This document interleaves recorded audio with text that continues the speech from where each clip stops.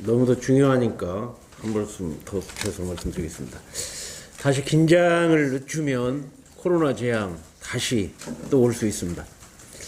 어제 정부는 징검다리 연휴가 끝나는 6일부터 코로나19 방역 체계를 사회적 거리두기에서 생활 속 거리두기로 전환하기로 결정했습니다. 또한 정세균 국무총리는 질병관리본부에 감염병 위기 경보 조정을 주문하고 등교 계약 추진도 언급했습니다. 코로나19 확산세가 통제 가능한 수준으로 줄어들었다고 판단한 데 따른 것입니다. 그러나 생활 방역 전환을 앞두고 상당 수준으로 이완된 국민의 코로나19 방역 태세는 아주 우려스럽습니다.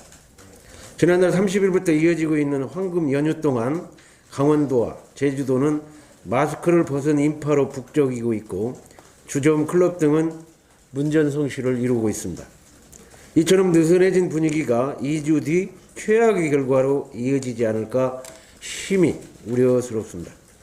더욱이 감염병 위기경보 단계 조정은 질병관리본부 등 방역당국과 전문가들의 충분한 검토가 필요한 사안임에도 국무총리가 지침처럼 제안하는 건 큰 문제가 아닐 수 없습니다.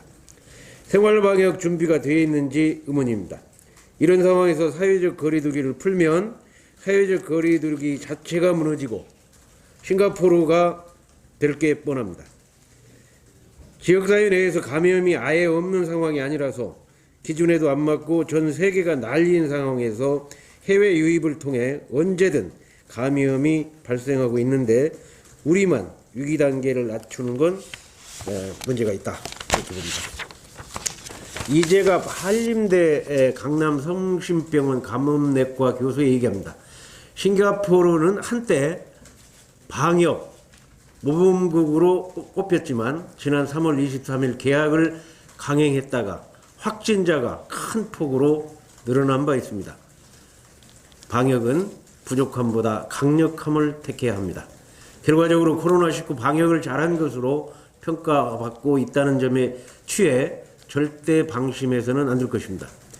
코로나19 발생 초기인 1월에 정부가 중국발 입국자를 막지 못해 기하급수적으로 확진자가 발생하고 전 세계 2위 발생국이었다는 점을 절대 잊어서는 안 될 것입니다.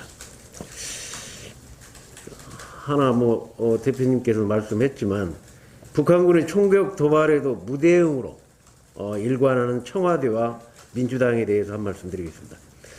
어제 북한군이 강원도 비무장지대 한국군 지피에 총격을 가하고 우리 군도 대응 사격을 하는 일이 벌어졌습니다.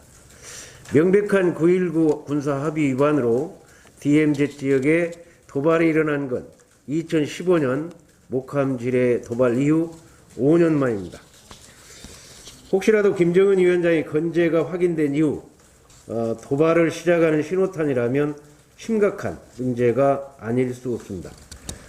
무엇보다도 군사합의 위반임에도 불구하고 의도적인 도발 가능성이 낮다는 군 합참의 발표는 매우 부적절합니다. 북한 측이 해명이 나오지도 않았는데 북한의 도발을 애써 먼저 해명하는 모습에 어안이 벙벙합니다.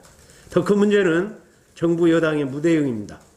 김정은 건재에 반색하면서 위중설, 사망설을 제기한 야당 인사를 국민적 재앙이라며 맹비난하고 대국민 사과를 요구하면서도 휴전선, 비무장지대 총격 도발에 대해서는 유감 표명조차 없는 청와대와 단 한 줄 논평도 내지 않는 민주당은 도대체 어느 나라 청와대고 어느 나라 여당입니까? 국가안보에도 지나침이란 있을 수 없습니다. 철저한 대비태세와 단호한 대응으로 국민들의 불안감을 해소시킬 것을 강력히 촉구합니다.